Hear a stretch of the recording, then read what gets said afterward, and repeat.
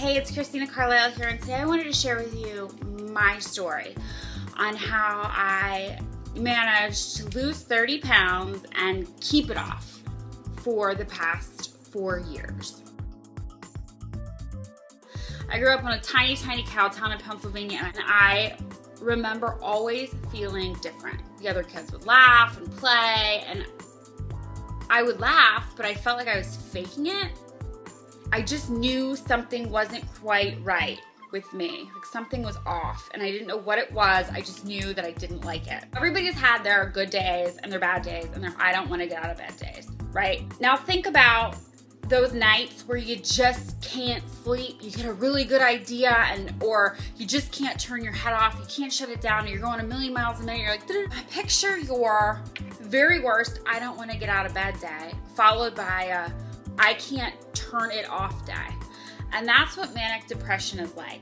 And I've suffered with it my entire life. I can remember way back when I was a little bitty girl, remember acting out because of my manic depression. Now, anybody swimming in my gene pool suffers from it. I didn't know there was a word for it. Like I didn't know this is a medical thing. You are depressed. You suffer from manic depression. Nobody told me, nobody really talked about it in my family, so I was just silently suffering, and I did the only thing I could do to make myself feel better, and that was eat. And I'm an eater. I'm an eater. Let's just put it that way. I want it all. I want it now. I don't want to share. And I'm going to stuff my face until the point of pain. And that's what I did. And then I gained weight, and then I'd feel 10 times worse. So I was stuck in this shame, guilt, panic, depression, gain, shame, depression cycle. And it was terrible. Around 11 years old, I started dieting, trying every diet under the sun. I did Atkins, I did eat this food group, don't eat that food group, like the weirdest stuff. I was starving, salads only, vegan, vegetarian. I've tried it all. Starving myself, working out 2-3 hours a day, doing my mom's like Jane Fonda, Richard Simmons tape, because that's all we had back then. There was no internet. There weren't iPads, and I would exercise to the point of exhaustion, and then I would stop, and then my weight would go back up, and then I'd get really sad and depressed about my body, and then I'd go back down. These crazy diets, this exercise, riding this diet and exercise roller coaster. I gained and lost the same 30 pounds like a dozen times. Every time I found that my mind wasn't right, and I always say that, but what I mean by that is every time I found that something happened in life that triggered me, or whether it was somebody bullied me in school, and that happened a lot, be overwhelmed or stressed, or my mood would just shift and I would just be depressed, I would pick up the fork instead of dealing with the problem. So I always found that when my mind wasn't right, I was using food, led to my roller coaster ride. After college, I was down. Like I used to hang out with this girl who was a perfect 10. I mean, she was a perfect 10. She modeled, she did national campaigns. And I wanted to go to the gym because nobody wants to be the frumpy girl hanging around with a perfect 10. Like, no. And I ended up losing some weight. I worked it, and it worked. I wasn't getting the results that I wanted as quickly as I wanted, but I did lose some weight, and I was okay with that. Well, I went to school for real estate and finance, and right when I graduated, the bubble burst. It's like, now what? Everything I tried to do, failed engagement. I thought I was getting married. No, I was scammed out of a lot of money, and I internalized that. Like, you should have known better. I started eating. By the time the dust settled with all these negative things that were happening in my life all at one time, I looked in the mirror and I was like, how the hell did that happen? And then I stepped on the scale and realized I was the heaviest I'd ever been in my life. Wearing these big shirts to hide everything and trying to camouflage it and stand a certain way so your legs don't touch. Like, it's not cute to feel like that. I just did not feel comfortable in my skin, and I made a decision to figure this out. I started to read. And I read a lot of books.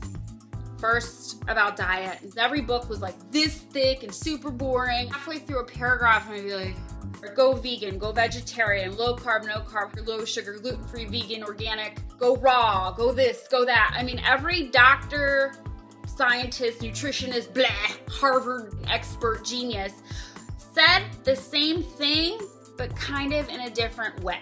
So I'm like, So I would try to work it, and it would work until it didn't work. And then I would sit and I'd be pissed off because this girl is over there stuffing her face, and I'm looking at this little piece of fish and I'm like, bitch. I wanted to know why some things worked for this person but didn't work for that person. So this can't be a one size fit all. So I took all the stuff that was consistent, everything that was scientifically proven to work.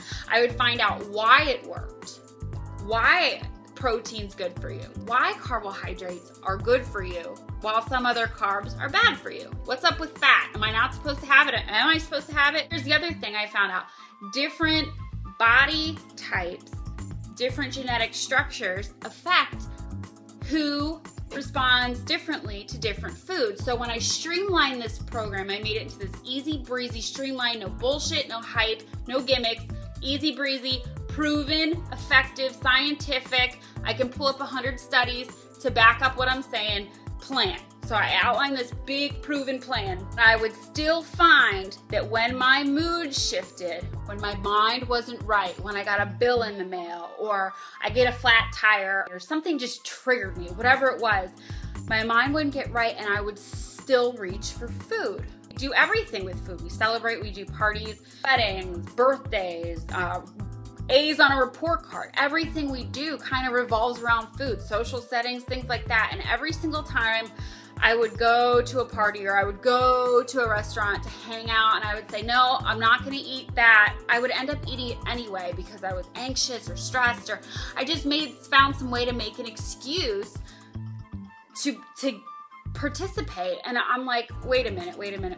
We're going backwards now. Like I had that awareness in my head. Something isn't right. You're using food for something else. It got really serious. I dug so deep into trying to find out how to overcome that little voice inside your head. It's like, you can eat it. Just it's okay, just eat it. It's like, but wait, I just ate. When I wanted to go to the gym, that little voice would come back and it would say, don't go to the gym. We can go tomorrow. Let's stay in bed. And I'm like, well, I gotta learn how to figure that out because that's my problem. My mind is my problem. I know how to eat. I know how to exercise. Now I got this little voice inside my head. My mind is not right. Why am I working so hard for something and then I'm self-sabotaging? So I went on an all-out mission to find out how to get my mind right, how to get motivated, how to stay motivated, how to master motivation, how to silence that little voice, and how to act even when I don't want to. That's the key. When you can figure out how to do it, even though you don't want to, I started to put the mind with the food, with the exercise, and in 90 days, I had lost 30 pounds. And that's when the women at the gym who are on the same elliptical machine for the same 30 minutes every day started to pay attention because I knew how. I knew how to want to exercise, how to want to eat healthy, why, and how to make it work for my tastes, how to do exercises I like, how to eat healthy foods that typically would taste like cardboard, how to make them yummy so I'd want to eat them. That's what I started teaching the ladies that one by one started coming up to me at the gym and asking me for help. And I would show them exactly what they did. Oh, you need to do this. Well, your body type's like that. Are you sensitive to this? Okay, try that. And And when that little voice pops in your head that tries to talk you out of it, give me a call. And every single person had something happening in their life just like I did. My husband's not paying attention to me. My boss pissed me off.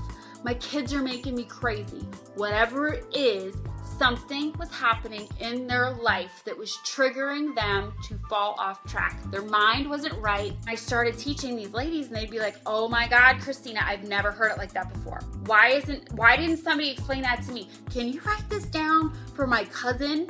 Because she struggles too.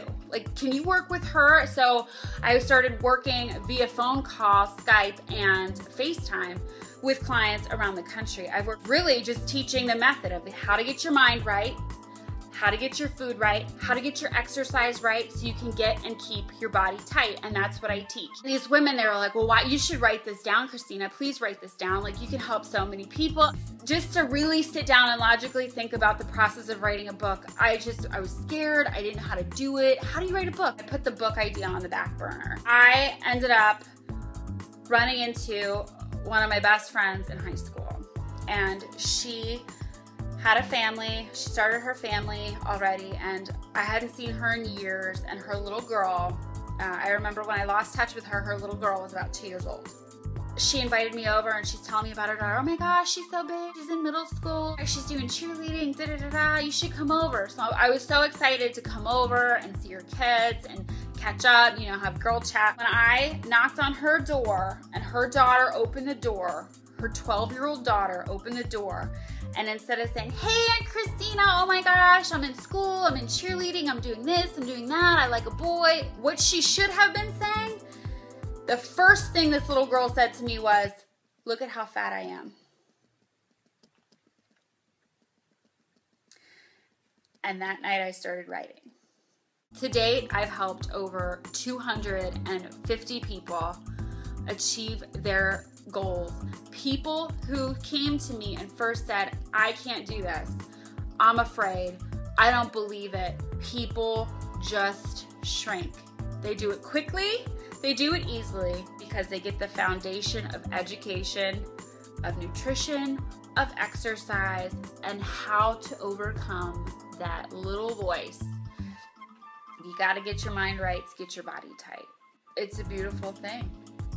I hope this kind of filled you in about my mission, my passion, why I do what I do. So that's my story. I hope this kind of filled you in about my mission, my passion, why I do what I do.